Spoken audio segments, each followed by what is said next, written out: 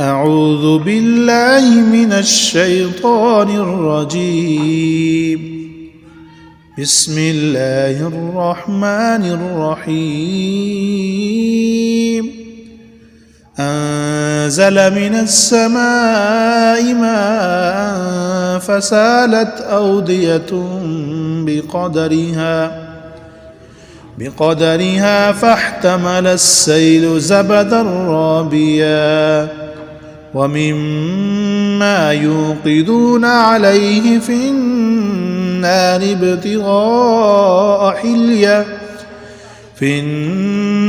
ابتغاء حلية أو متاع زبد مثله كذلك يضرب الله الحق والباطل فأما الزبد فيذهب جفاء وأما ما ينفع الناس فيمكث في الأرض كذلك يضرب الله